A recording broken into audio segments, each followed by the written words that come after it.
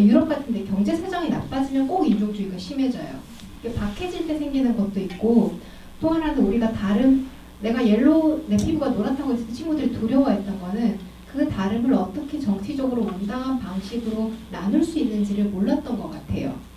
근데 제 친구 중에 어떤 친구가 있냐면, 이 친구는 동물을 너무너무 좋아해요. 동물을 너무너무 좋아해서 심지어 뱀도 좋아하거든요.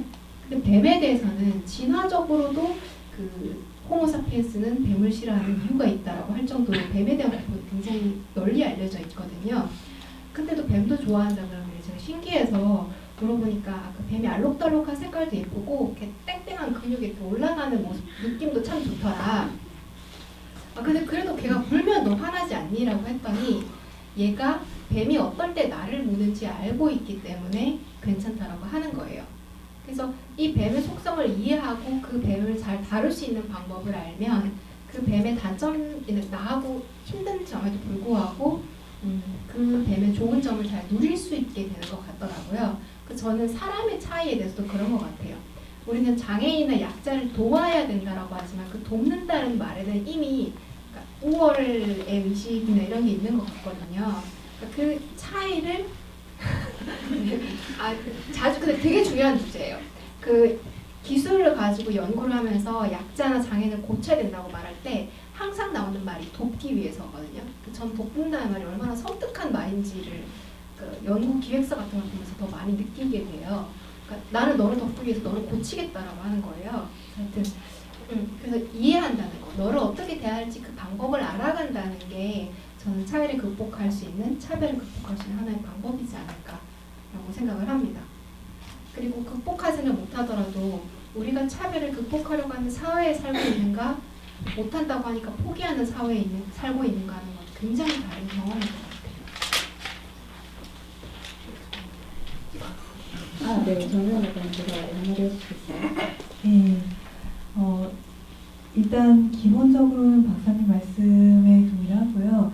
동의를 한다기보다는 인상깊게 들었고요. 돕는다는 말이 섬뜩하다는 부분에 동의를 한다는 것입니다. 나머지 부분에 동의를 한다는 것이 아니라. 네.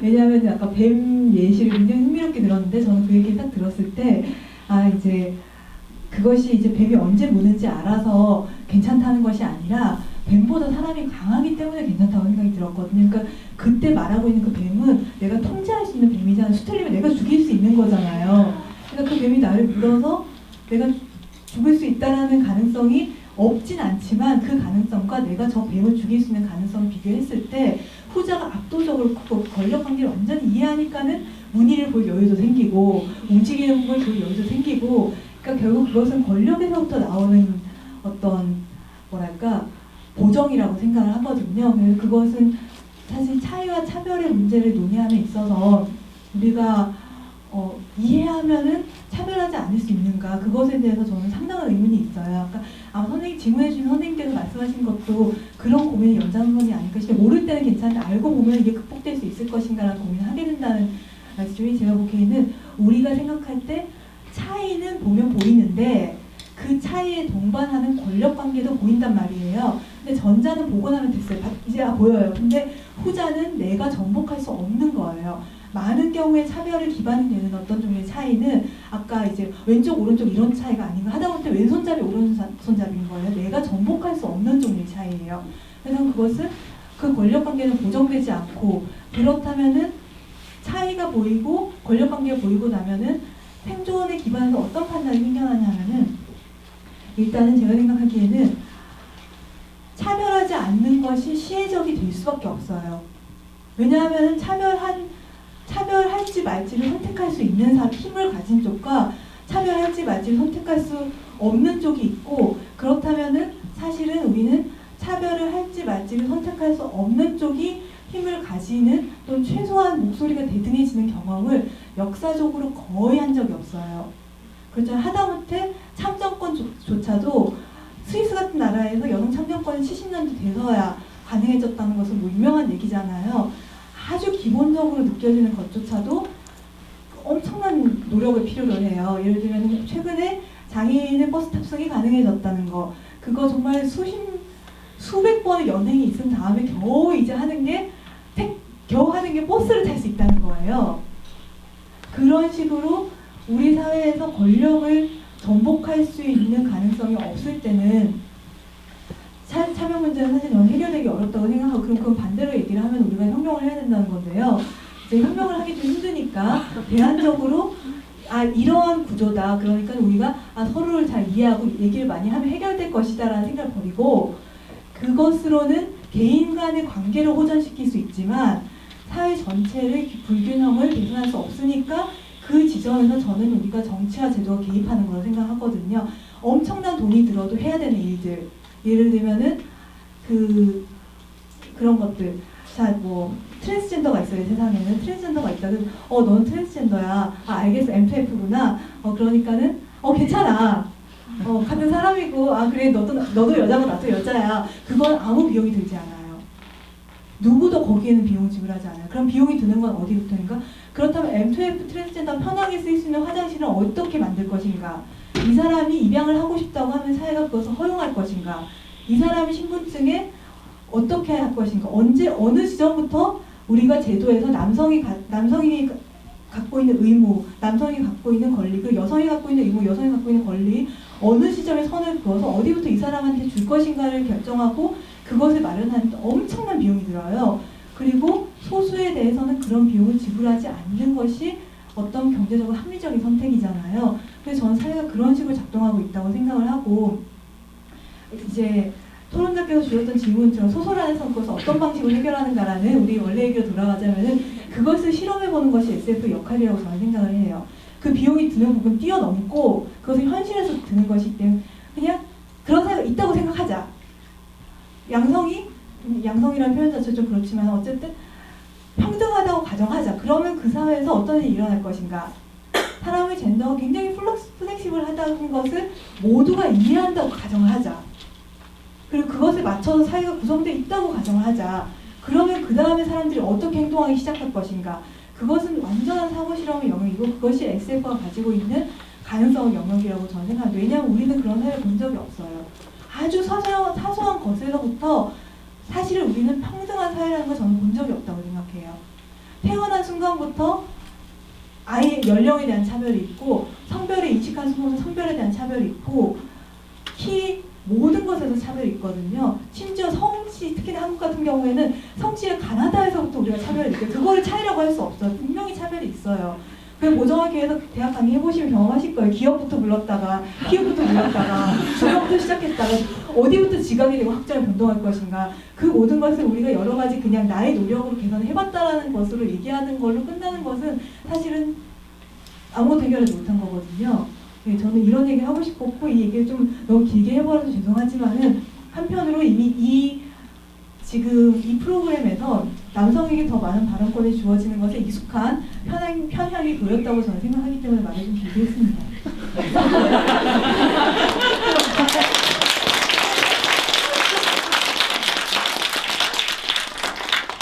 네, 그 영화 연구에서 특히 아마 지나 데이비스라는 여배우 이름이 붙은 그 지나 데이비스 연구소에서 한 것 중에 하나가, 그 프로젝트 중에 하나가 영화에서 일어나는 성차별에서 영화에 등장하는 인물의 성비는 상당히 이제 맞게 됐는데 그 발언량과 그 화면에 나오는 양은 어떤가라는 연구를 했었고요. 물론 여러분이 쉽게 예측하실 수 있듯이 그 점에서는 굉장히 유의미한 차이가 나타났던 것으로 알고 있습니다. 그런 점에서 오늘 그 발언량의 성비를 말씀해 주셔서 네, 굉장히 흥미로운 말씀을 해주셨고요. 그 하나만 더 이제 여쭤보고 싶은데, 이 SF 작가로서 SF에 대해서 말씀을 해주셨는데, 그렇다면 지금 말씀해주신 것과 같은 이 사회 변화를 상상할 수 있는, 우리가 지금 당장은 불가능하지만 이 대안적인 세계를 상상하고 그것을 실험하는 그러한 그 면모를 보여주는 SF가 있는지 혹시 추천해 주실 만한 게 있을까요? 이럴 때 저희 소설 추천할 수 있으면 참 좋을 텐데 안타깝게도 좀 그렇지 못하고요. 예. 우리나라에 번역된 것으로 생각하면 일단 기본적으로 역시 르기르 헤인 시리즈를 권하고 싶어요. 장벽이 낮기도 하고 좀 온화한 면이 있어서 의류로서의 SF라는 것이 좀 잘 드러나기 때문에 헤인 시리즈를 르기르 책을 어떤 것을 읽어보셔도 괜찮은데 좀 헤인을 읽어보시면 좋을 것 같고요. 그 외에 조금 뭐랄까 성공한 소설과 아동 소설 쪽에서 아동 문학 쪽에서 저는 오히려 최근에 상당히 많은 변화가 있다고 생각을 하는데 근작으로는 제가 인상 깊게 읽은 책이 제가 발문을 쓰기도 한 이종선 작가의 커스터머라는 소설이 있어요. 그래서 이게 어떤 구역별로 사람들 나뉘어 살아서 거기에 계급이 있고 사회에서 통합 프로그램을 해보려고 굉장히 빈곤한 어떤 소외된 계급이 사는 동네에 있는 애를 이제 중앙으로 보내는, 그러니까 여기저기에서 애들 몇 명씩 뽑아서 중앙에 있는 학교 입학을 시켜요. 그러면서 이 주인공이 이제 자기가 상상하지 못했던 사회를 보는 거예요. 상상하지 못했던 부를 보고 몸을 변화시킨 커스텀이라는 게 존재하거든요. 커스텀을 해보고 그리고 다 다른 외모를 띠고 있는 사람들을 만나게 되는데 어떤 자발적으로 정체성을 찾는 과정을 보여준다는 점에서 그것도 좀 권하고 싶고요. 그리고 해외 작가 작품 중에서는 스타터스라는 게 있어요. 이거는 이제 그 우리 사회도 이게 좀 느끼고 있는데 나이가 많을수록 돈이 많아요, 사람들이. 그래서 어린 사람, 돈이 아주 많은 사람들은 어린 애들의 육체를 빌려서 젊음을 즐길 수 있는 거예요. 그리고 애들은 그렇게 해서 돈을 이렇게 벌어서 그걸 생존을 하는 그런 식의 사회를 그린 스타터스와 앤더스라는 이렇게 두 개의 소설인데 지금 앤더스가 1편인지 스타터스가 1편인지 제가 좀 헷갈리는데요. 앤더스가 어쨌든 그 2권짜리 시리즈인데요. 상당히 인상 깊어요. 연령의 문제와 부의 문제를 연결지은 최근작으로 좀 권하고 싶습니다. 네, 감사합니다. 그러면 이제 사실 이제 패널이 또 많은 이야기를 해버려서 또 다른 질문을 받을까 하는데요. 네, 말씀하실 게 있으신가요? 네네. 그 권력관계라고 하시는 게 사실 그 얘기를 해주셔서 되게 감사, 인상 재밌게 들었는데요. 제가 또 우연찮게 대학원생 인권에 대한 활동을 조금 하고 있어요. 그러면서 제가 느낀 거는 대학원생 관계도 사실 가불이라고 많이 하잖아요. 근데 그걸 보면서 제가 느낀 거는 인간 사회에 작용하는 힘이라는 종류가 굉장히 다양하다는 거예요. 제도라는 힘도 있고 무력적인 힘도 있지만 그 사람들 사이에는 그 원숭이도 그 한쪽 원숭이한테는 오이 주고 한쪽 원숭이한테는 포도를 주면 오이 받는 원숭이가 화내서 앞만 떠준다는 얘기죠. 그래서 그런 걸 보면 공정성이나 도덕성이라고 하는 것도 어느 정도는 우리한테 내재되어 있는 특성인 것 같아요. 그런 도덕성, 타인의 공감이라든가 힘, 그런 동의를 받는 것, 지지를 받는 것도 어떤 의미에서는 권력, 힘인 것 같고 그게 힘이 약한 여성들이 남성을 같은 편으로 끌어들여서 선거권을 획득한 것 혹은 대학원생의 문제임에도 불구하고 이해관계가 충돌하는 교수님들이 대학원생들의 문제를 도와주려고 나서시는 것들 이런 거라고 생각을 하거든요. 그리고 우리는 힘을 수직적으로 파악하는 데 되게 익숙해요. 근데 갑을이라고 하면은 을은 벗어날 방법이 없거든요. 근데 알고 보면 의외로 그 내가 갑이라고 생각하는 그 사람은 세상에서 갑을병적 을, 병 이쯤 될 수도 있어요. 그러면 나는 어떻게 하면 돼요? 그 사람보다 센 사람한테 읍소하면 돼요. 혹은 세상에는 의외로 가위바위보인 경우가 있거든요. 나는 가위라서 바위한테는 져요. 하지만 보하고 편먹으면 이 사람하고 이길 수 있는 거예요.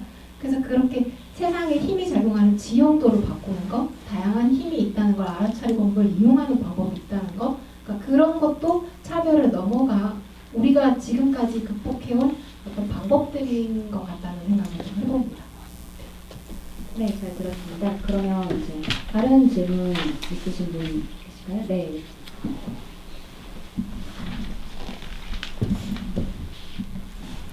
굉장히 흥미진진한 해주는 빼는 질문이 될까봐 좀 두려워요.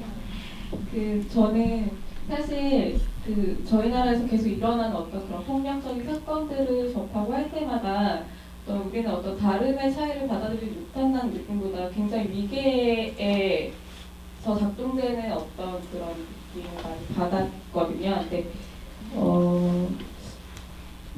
그걸 떠나서 네.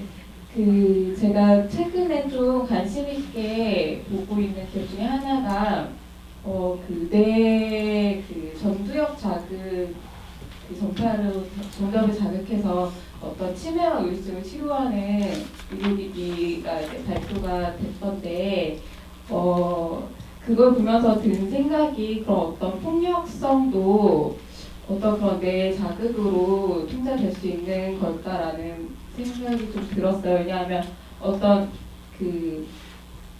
사람이 이제 그 폭력성을 갖게 되는 지점에는 어떤 사회 문화적으로 학습되는 경우가 되게 많은데 그거를 바로잡기 위해 그 어떤 부정적으로 들어간다고 생각했을 때 그 사람을 둘러싼 어떤 환경이나 문화나 그 사람을 둘러싼 사람들이 다 바꿀 수 없잖아요. 그래서 사회문화적으로 접근하기 되게 힘든 어떤 지점들을 내과학적으로 접근해서 해결할 수 있을지, 그러니까 시계티와 오렌지 같은 그런 영화가 실제로 가능할 수 있지 않을까. 분명히 그 사회적으로 해결하기 힘든 지점을 할 수 있을 것 같은데 그게 마치 그 영화에서는 굉장히 폭력적으로 이제 그려졌지만 실제로 어떤 내과학 분야에서 그 작업들이 연구되는지 좀 궁금합니다. 네.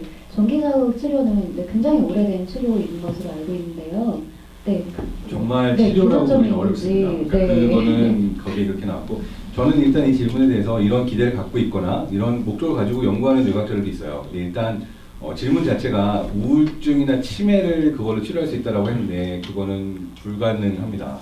그러니까 지금 나와 있는 치료 도구의 경우는 아마 뉴로 피드백을 이용한 장치였을 거예요. 뭐냐면은 그 내가 특정한 패턴을 보였을 때 우울해지거나 아니면은 치매가 더 심해지거나 하는 것을 내가 외부에 주어진 자극에 대응하는 나의 태도를 바꿔가는 걸 트레이닝 시키는 형태거든요. 그러니까 우리가 생각할 때 1차원적으로 뇌를 자극해가지고 그걸로 인해서 답을 얻을 수 있다. 내가 무슨 약을 먹으면 머리가 좋아질 수 있다. 이런 사고를 많이 하는데 저는 이게 굉장히 위험하다고 생각해요. 그래서 1. 불가능하고 2. 좋지 않은 방법이에요.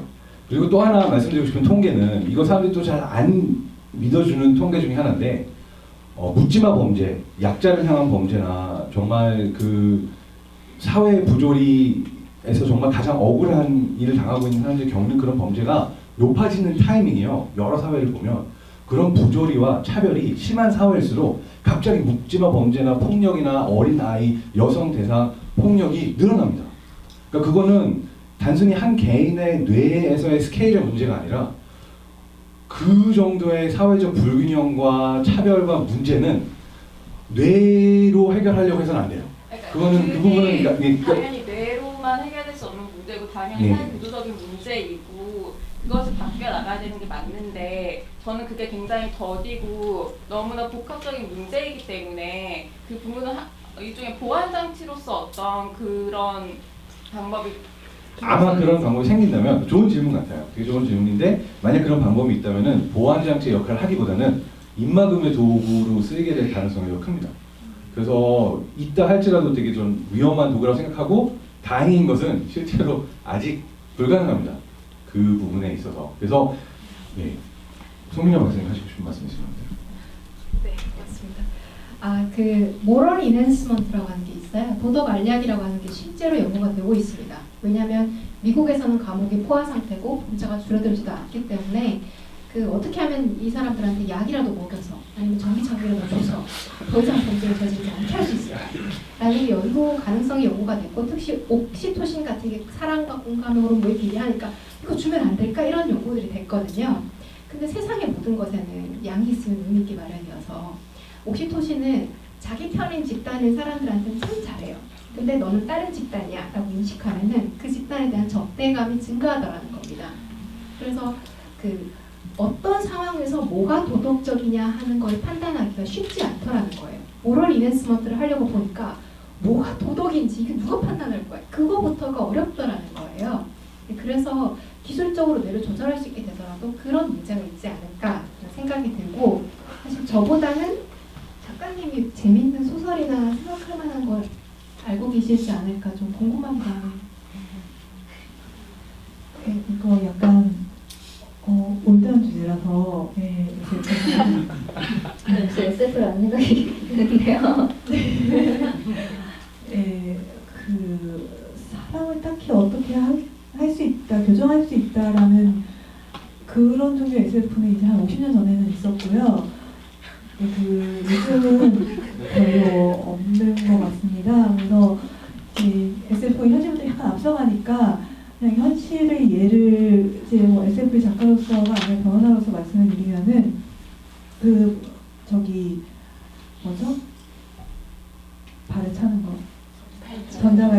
전자발찌와 화학적 거세에 대한 얘기가 언론에서 심심찮게 나오는 것 같은데 이게 법조에서는 전체적으로 반대 의견이에요. 그 이유 중에 하나가 그 아까 질문자분께서 말씀해 주신 거랑 비슷한 것 같은데 사회가 안 바뀌면 어차피 컨트롤이 안 돼요. 이게 그러니까는 사실 예를 들면 화학적 거래 얘기 쉽게 하는데 그거 한 달에 300만 원 넘게 들어요.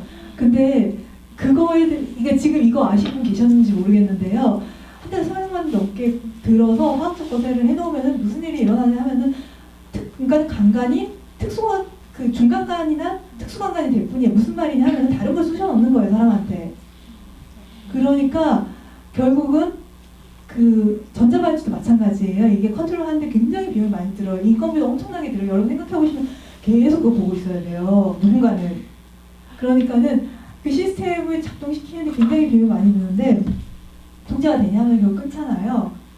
안 끊어도 상관이 없어요. 그러니까 비용적으로 봤을 때나 현실적으로 봤을 때 사회적으로 어떤 이제 박사님이 말씀하신 위계 같은 게 존재하는 이상은 사람의 행동을 통제하겠다는 것은 그냥 뇌과학적인 지식은 저는 없지만은 실제적으로 봐서도 뭔가 통제할 수 있다는 환상을 사회에 부여하는 효과가 더 큰 게 아닌가. 그러니까는 우리가 예를 화학적 것을 얘기하면 뭔가 개운한 느낌이 드는 거예요. 왜 뭔가 못하게 하고 싶어요. 뭔가 못하게 하고 싶은데 그 개운한 비용이 사회가 그 사람 한 명한테 300만 원을 지불하는 것이 괜찮은가라는 질문을 바꿔보면 또 다르단 말이에요. 다른 방식으로 우리는 개운해질 수 있어요.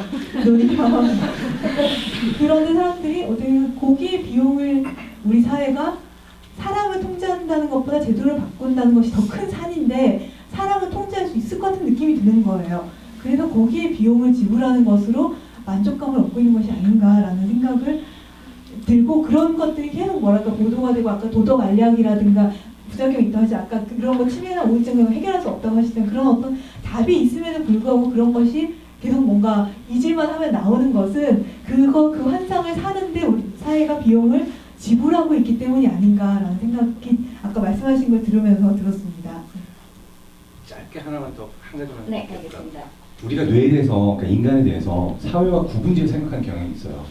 근데 사실상 뇌가 경험하고 뇌가 가지는 우리의 모든 욕구들이나 하고자 하는 것들이 사회의 제도와 사회의 경험과 밀접한 연관이 있어요. 그러니까 만약 거세를 해서 내 욕구가 줄었어도 그러한 안 좋은 욕구들이 생길 수 있는 어떤 환경적인 요인들이 굉장히 강하고 유전적 요인도 있을 수 있어요.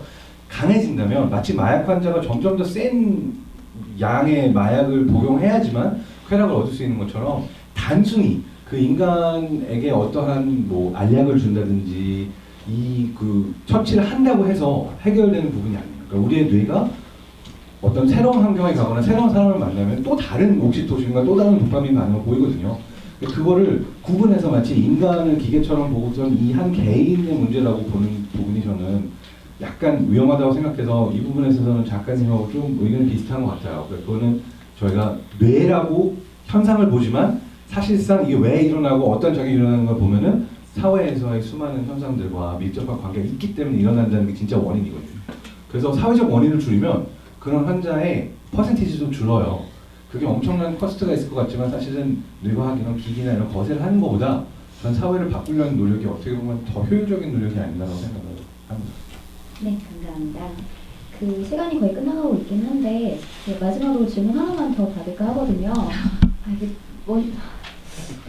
먼저 드신 분께서 해주셔야 될 것 같은데 지금 그 뒤에서 두 번째 있으신 분이 제일 먼저 드신 걸로 제가 봤거든요. 아, 뒷분이 혹시 먼저 드셨나요? 아니시죠? 제가 제대로 봤죠? 앞에 분이 먼저 드셨죠? 네네. 네, 좋은 말씀 감사하고요. 이거는 질문에 앞서 아까 자제하면 좋겠다는 얘기가 나왔던 코멘트인데 아까 장동선 박사님께서 처음에 혹시 죄송한데 네. 그 거의 그러니까 시간이 끝나가고 있다 보니까 말씀해 주시는 건 굉장히 감사하지만 그 질문은 아니신 건가요, 그러면? 아니요, 질문도 있습니다. 근데 두 가지 다 얘기하면 안 될까요? 아, 그러면 이제 세 줄 이내로 부탁드립니다. 네, 아까 감사합니다. 초반에 L과 R 발음 말씀하시면서 한국인이 우월해서 일본인보다 마치 발음을 잘한다는 식으로 이렇게 농담을 하셨지만 오늘의 주제는 차별을 말하는 이런 자리인데 적절한 농담이 아니었던 거고 누군가는 얘기를 해야 될 것 같아서 말씀을 드렸고요. 정소연 작가님께 질문이 있는데요. 그 SF 흐름에 대해서 뉴웨이브까지 말씀을 해주셨잖아요. 근데 제가 SF의 흐름을 잘 몰라서 그런데 혹시 그 이후에 더 새로운 흐름 같은 게 나타났는지, 그리고 한국에서도 어떤 SF를 써야 할까 하는 고민을 하고 있다는 말씀하셨는데 작가님 본인께서는 혹시 거기에 대해서 어떻게 생각을 하시는지. 두 가지 질문을 해주셨는데요. 예, 그 SF 흐름에 대해서는 시간 관계상 생략하도록 하고요. 네. 한국에서 SF를 쓴다는 것에 대해서 말씀드리면은, 한국에서 SF를 쓴다는 것은 약자성이 내재화되어 있는 사회에서 제국의 문학을 한다는 문제가 있는 것 같아요. 그러니까 예를 들면은 뭐 요즘 워낙 한국 SF 작가들 이거에 대해서 고민을 많이 해서 여기저기서 많이 했으니까 들으셨겠지만은, 우리가 은하제국을 상상을 할 때 은하제국 많아요, SF. 왜냐하면 영국에서 미국에서 많이 했어요. 근데 얘들은 제국을 해봤어요. 근데 우리는 한국인은 제국을 안 해봤어요. 그러면 어떤 문제가 생기냐면, 한국인도 은하제국을 쓸 수 있어요. 왜냐하면은 그것은 세계사적인 연구되고 정리되어 있으니까. 근데 인류가 경험했던 것이. 근데 독자가 제국의 한가운데에 한국사를, 정소연이라는 주인공이 나와가지고 자 이제 그 제국을 경영이 아니죠. 예. 어쨌든 제가 왕을 하는 걸로 합시다. 예, 제가 왕을 하고 있어요. 그럼 독자가 이제 왕이 정소연인 시점에서 이 소설에 한국인의 독자라도 어디까지 몰입할 수 있을 것인가. 마치 캠벨이 예전에 아프리카에서 고도로 발달된 기술운동이 있다는 소설을 읽었을 때, 아, 이건 내 생각에 말이 되지 않는다라고 생각했던 것과 비슷한 어떤 지점들을 만나게 되는 거예요. 그러니까 한국인이 어떤 세계사적 이벤트 또는 우주적인 이벤트 가운데 있으면서 그것이 자연스럽게 보이려면 어떻게 해야 되는 거예요? 왜냐하면 누군가한테는 자연스럽지 않거든요. 그것은 이제 출판 단계에서 좀 아닌 것 같다 라는 얘기 들을 수도 있고, 작가 자신이 이름을 넣을 때, 그러니까 아까 얘기한 이상한 시도를 하는 거예요. 이름을 이렇게 이상한 이름을 만들어 보는 거예요. 그런 식으로 하는 경우도 있고, 그 다음에 출판된 다음에 독자가 그 부분이 좀 아닌 것 같았다라고 얘기하는 경우도 있고, 또 여러 가지 측면에서 그런 부분이 좀 한국에서 SF를 쓰는 작가 입장에서는 많이 고민이 되는 지점이에요. 왜냐하면 경험적으로 우리 독자가 주변부의 독자고, 작가도 주변부의 작가고, 이것은 아까 말씀드린 이유에서 이 권력관계의 역전을 경험하지 못한 상태에서 단지 다른 얘기 하고 싶은데 우주 주인공, 우주 정도의 스케일에서 주인공이 한국인의 시점에서 이미 너무 많은 정복을 해버린 거예요. 그럼 거기서 또 다른 권력관계의 역전 얘기하면 하나 더 얹어야 돼요. 그것은 소설 SF는 아무리 나아가도 문학이기 때문에 사회를 그대로 반영하는 경문을 쓸 게 아닌 소설을 쓸 거면은 그것이 어떻게 소설적으로 독자를 몰입시키고 문학으로서의 가치와 아름다움을 유지하면서 분량이 너무 길지 않게, 처음에 그러니까 한 3,000배 쓸 수는 없잖아요. 사주시면 쓰겠지만 그 부분이 굉장히 어려운 부분이라는 생각이 듭니다. 네, 감사합니다. 오늘 이제 테마분님께서 좋은 말씀 많이 해주셨는데요. 네, 오늘 추운 날씨지만 여러분 찾아주셔서 감사하고, 특히 이 행사 준비하면서 준비 회의에서 여기 오시는 분들이 2018년이니까 2017년도 아니고 2018년이니까 이 자리에서 좀 뻔한 이야기, 누구나 좀 뭐 SF나 차별에 대해서 뭐 생각할 수 있을 법한 이야기가 아니라 거기서 한 발 더 나아간 논의를 할 수 있으면 좋겠다, 그런 이야기를 했었습니다, 회의에서. 그리고 아무래도 시간과 여러 관계 문제로 행사는 여기서 마치겠는데요. 오늘 한 이야기가 오늘 이야기한 정도에서 그치지 말고 아까 말씀드렸듯이 여러분 안에서 더 나아가길 바랍니다. 네, 오늘 정말 말씀해 주셔서 감사하고, 근데 좀 9시에 끝나기로 되어 있어서요. 한 명씩 클로징 멘트 하지 않은 클로징 멘트 해주세요. 네, 맞습니다. 그렇다면 역시 세 줄 요약 부탁드립니다. 감사합니다. 다 했으면 좋겠는데. 네, 한 분씩 네. 오늘의 주제가 구분이었는데, 그러니까 제가 말하고 싶었던 부분은 그거예요. 어떤 특정한 키워드를 들었을 때, 어떤 특정한 말을 들었을 때 우리는 벌써 사람을 구분 짓고 이 사람이 이렇다라고 판단을 하거든요. 제가 느끼기에는 약간 오늘의 토론에서도 그런 게 있었던 것 같아요. 돕는다라는 말. 제가 이 말에 되게 자주 대었어요. 사실 다른 입장에서도 왜 네가 네 일인데 왜 돕는다는 말을 써? 라고 이제 저는 외국적인 의미에서 약간 썼는데, 하나의 말을 잘못하거나 또는 뭐 제가 조선일보에 칼럼을 써요. 그러면 그냥 아는 선배가 물어봐서 쓴 건데 너는 조선일보에 쓰는 말 이렇게 딱 카테고라이즈가 되거든요. 그래서 마지막 메시지는 그겁니다. 저희가 나도 모르는 사이에 얼마나 많은 구분을 짓고 있고 다른 사람을 어딘가에 껴넣고 보고 있지 않나라는 그런 질문을 스스로들에게서 좀 던져보면 좋을 것 같아요. 네. 제가 내릴 경험 보면서 느끼는 거는 모든 사람은 다 다를 수밖에 없다는 거예요. 지금 여기에 몇십 명이 계시지만 그 몇십 분이 경험하는 지금은 다 다르고 그 다른 점이 쌓여서 지금 여기 계신 분들이 되었는데요. 저는 다른 제가 너무 좋아요. 제가 너무 좋고 그런 다름들을 즐길 수 있고 같지 않다는 게 위험하지 않게 느껴지는 세상이 됐으면 좋겠습니다.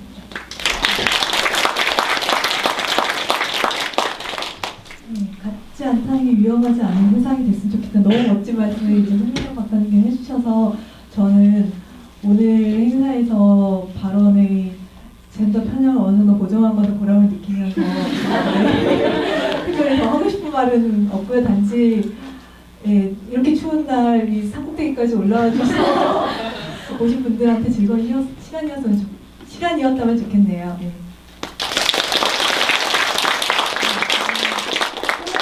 아무래도 이제 말씀하시는데 익숙하신 분들이라서 정말 이제 유익한 시간이 되었던 것 같고요. 네, 여기 찾아오신 분들께도 감사드리고 오늘 행사가 그래도 SF가 중심의 행사다 보니까 SF 이야기가 많이 나왔는데 저는 SF 칼럼니스트로서 SF를 정신건강에 좋다는 그런 주장을 하고 있으므로 여러분께서도 여기에 관심이 생기셨다면 오늘 나온 책 혹은 그렇지 않은 책이라도 한번 읽어보시면 좋을 것 같습니다. 네, 감사합니다.